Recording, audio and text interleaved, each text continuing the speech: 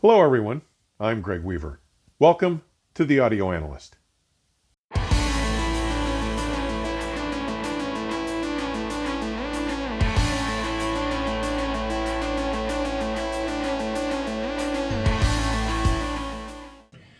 My comprehensive findings on the astonishing Ideon Absolute Stream music server streamer were shared here last June with episode 126. If you missed my in-depth look at what that superb device accomplishes rather uniquely, please look there. I've added a link to that episode in today's description. But today we will explore the synergies leveraged when using this entire suite of the exceptional Ideon Absolute series, the Stream Server, the Time Master Clock, and the Epsilon DAC, as they were designed and intended to be enjoyed, as one complementary collection. And while the full written review that will appear in the immediate future will contain considerable detail about the physical attributes of these three machines, this examination only concerns itself with their sonic accomplishments. While it is true that I am a longtime staunch vinyl proponent, it is just as true that the digital playback landscape has blossomed and bloomed quite significantly over just the past 8 to 10 years. The early promise of the potential of the digital audio disc, first trumpeted by Sony and Philips in 1976, took decades to develop into even an acceptably pleasing sounding music source. Early digital was, well, it was not good. My first exposure to compact disc playback came in the spring of 1983 and was appallingly underwhelming. But by the middle of the past decade, it had matured quite impressively, and the move to streaming naturally abetted its further development. That said, my reference analog front end has remained an insurmountable standard against which all digital playback comers must be measured. So just how did the Ideon Absolute Suite fare against that remarkable standard? While there can be no question that playing files using the stream's native web-based interface delivers its most refined performance, streaming was accomplished using Qobuz, configured as a Roon service. Now, while LP fans well understand that the provenance of the LP will have a great deal to do with how it sounds, first pressing, later pressing, reissue, remaster, and so on, many digiphiles seem unaware that the same is true of their digital files. Enough said. Regardless of my choice of sourced files, natively stored files on the stream, my NAS-based library, or when streaming from Qobuz, I was quite taken by what I may only describe as an unprecedented level of engagement and authenticity at the resultant voice with which this exceptional Ideon suite gave them. Given both the irrefutable and critical importance of a system's accuracy in rendering the lowest reaches of the musical spectrum accurately, and the fact that this is, in my estimation, a quite common Achilles heel of digital playback in general, I'll start there. If the lowest range of frequencies being reproduced by our music system isn't tonally truthful, accurately extended, and distinctly defined in pitch, the rest of the system's performance is skewed and suffers irrevocably. Shortcomings in bass performance affect a wide range of sonic attributes, from overall fidelity and balance of tone, timbre, and texture, to the ability to accurately represent the acoustic of the recording's venue and dimensionality of the soundstage. Streaming Camille Saint-Saëns' Symphony No. 3 delivered a surprising and extraordinary result. While my analog front end is capable of routinely rendering overtly convincing bass realism down into subsonic levels, the Ideon suite presents with an unrivaled competence at portraying the collective weight, power, and articulation necessary to faithfully recreate that visceral compression of air in my space. This suite's ability to capture that sensation, not just that sound, in a manner much closer to reality than I've heard expressed from other digital reconstruction engines, regardless of price or manufacturer, represented an unprecedented first. To further test the veracity of this exceptional performance, I moved on to several other challenging deep bass passages, such as that of the sonorously reverberant double bass from Gary Carr's 1989 release, The Spirit of Kazouvetsky. Playing Reinhold Gliar's Prelude Opus 32, number 1, the Ideon Suite recreated its entire sonic envelope with the most realistic sense of bloom, body, and palpability in a manner more faithfully than I have ever heard it reconstructed and expressed before. It was so honest sounding that I could have easily been convinced that I was listening to a real instrument being played in a real space.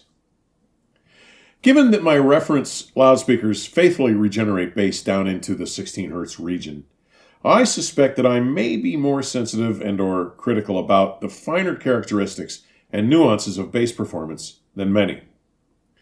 But given that so many digital rigs are simply unable to reconstruct this region anywhere near as accurately, when I run across such rare performance, this sophisticated, this faithful to the real thing, so effectively accomplished, it is not only a surprise, it represents a significantly noteworthy accomplishment.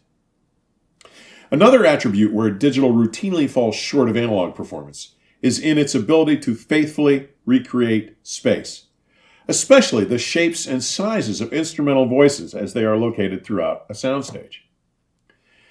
Imaging is typically flatter overall, less solid and corporal in its representation of images, rendering spatial cues more two-dimensionally. The Ideon Suite pioneers a new space among the top echelon of performance in its ability to recreate spatial information, not only in its ability to faithfully recreate the depth, width, and height of a recording soundstage, but also in its ability to render the layering, corporality, and even its ability to communicate markedly accurate sizes of the instruments themselves. Two of my favorite tests for accurate sound staging and image specificity include Beethoven's Ninth Symphony by the Chicago Symphony Orchestra under Sir George Solti, and Alligator Records' 1990 Blues Fest, Harp Attack. In this regard, this suite again reveals its prowess, offering the most exquisite sense of dimensionality, rendering layering, space, and image location. Hi, baby. You okay? All right. Where was I? Rendering layering, space, image location, and size in an utterly exceptional manner. For the first time in my experience, the digital version of that specific performance of Beethoven's Ninth Symphony portrayed the distinct height differences among the four soloists during the finale to the Ode to Joy in a manner comparable to the specificity, location, and in particular, the height of those voices as that so readily and effortlessly portrayed by my Kronos DS Audio LP system. Further, during the opening cut from Harp Attack, Down Home Blues, the four distinct voices and harps, or harmonicas, of blues giants Carrie Bell, Billy Branch, James Cotton, and Junior Wells are portrayed equally spaced across the stage, left to right. Toward the end of the track, they take turns singing and playing their harps, each one of a different key, and this Ideon rig not only precisely locates each of their voices across the stage, with remarkable palpability, in proper perspective and size, but regenerates their harps in a starkly realistic manner. And that opens the door to discuss its transparency. There is something primal about the sound of a jazz harp blown live, right in front of you. There is a robust ferocity to its sound, a bite, if you will, and a resultant growl that presents an enormous challenge to their faithful reproduction. With this Ideon Absolute suite, both transient and tonal attributes are transcribed in such a realistic and vibrant manner that I was forced to focus more closely on the system's transparency and the heightened intelligibility it facilitates. I've routinely attempted to define transparency over time with my work, and I see one of my first semi-successful attempts to do so realized in my 2019 von Schweikert Audio Ultra 9 evaluation. And if I'm being honest, I was probably more successful at defining what it isn't rather than what it is. With files of commensurate quality, this Ideon Troika seems to almost breathe life into the music it recreates, giving well-recorded performances a sense of visceral expression that almost transcends the apparent limitations that we normally ascribe to reproduced sound. Its refined transparency carries several other benefits, allowing it to expose, reveal, and focus on minutiae in a drastically more lifelike manner than I'm accustomed to experiencing from most digital playback systems.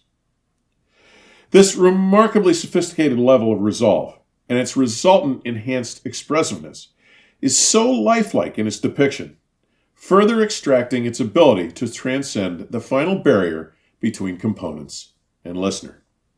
To my ears and experience, systems that offer more accurate, generous, and precipitous dynamic contrasts are unquestionably more real, involving, and convincingly transparent sounding.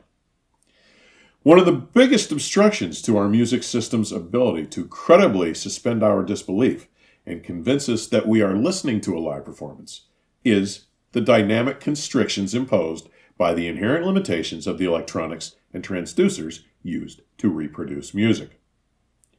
Such restraint of scaling and vitality conspires to prevent our minds from accepting the sonic envelope created by our audio systems as musical truth. Yet, this remarkable suite's ability to render dynamic contrasts, from its ability to present nearly infinitesimally gradated nuance to its largesse of scaling and grandeur, may just be its crowning achievement.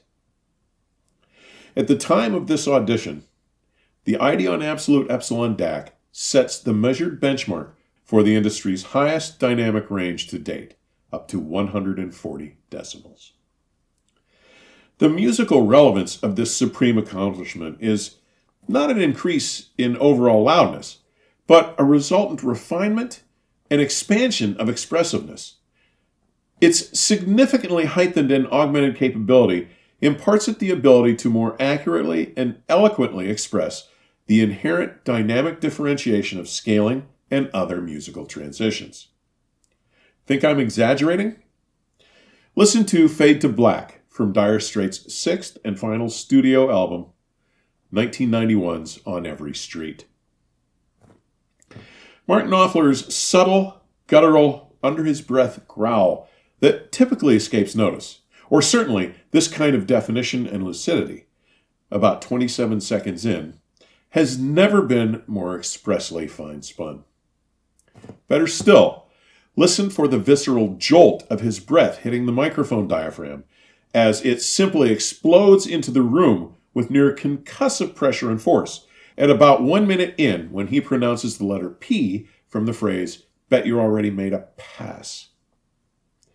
In my experience, the Ideon Absolute Suite offers simply unsurpassed performance in this regard. This rendering so closely resembles the chilling experience this track offers when heard on my Kronos DS Audio LP front end that I found myself demonstrating it repeatedly to visitors to my room for weeks afterward. One other highly noteworthy attribute expressed routinely by this remarkable system also deserves to be singled out. The Ideon sound offers a surprising and otherwise uncommon ability to deliver standard resolution material with a level of vividness and richness that often had me scrambling to verify that I was not, in fact, listening to a 24-bit 192 kHz or DSD source. In the real world, where streaming must be acknowledged as the most likely primary source of music delivery, this ability to portray the amplest material, standard resolution files, in a manner that is oftentimes indistinguishable from those of considerably higher resolution, gives it a serious advantage over its competition and is yet another compelling motive to make this suite your reference. As you may have gathered by this point, I find the Ideon Absolute sound to be more than merely exceptionally accomplished, offering corporally dimensional, expressly articulate, and wildly dynamic performance. Fueled by its embarrassment of strengths, it offers the ability to render digital source files of all nature with one of, if not the, most authentically musical voices I've yet experienced. While I realize that the combined asking price of these exceptional components will place this magnificent music-making system well beyond the reach of most music-loving audiophiles, when compared to other highly regarded suites from many more well-established, more often spoken about, and more costly contemporary contenders, as well as resetting the sonic bar against that competition, it also represents an unqualified bargain. In the simplest of terms, what I hear with this absurdly well-built, elegant, and brilliantly designed system, comprised of the Ideon Absolute Stream Server, the Absolute Time Master Clock, and the Absolute Epsilon DAC, represents the most musical and engaging digital playback in my personal experience. After conversations with Ideon and Audio Skies, this magnificent suite will remain my reference for blissful digital playback. If you are looking to experience the pinnacle of digital audio playback today, you simply must audition the Ideon Absolute suite. But be warned, once you are exposed to its crystalline, inviting, luxuriant, and breathtakingly authentic voice, you may find it as impossible as I have to settle for anything less. As always, thanks for taking the time to drop by today. Further information on supporting the channel may be found in today's description section or at my website, theaudioanalyst.com. Please stay safe and keep the music playing. Till next time, cheers.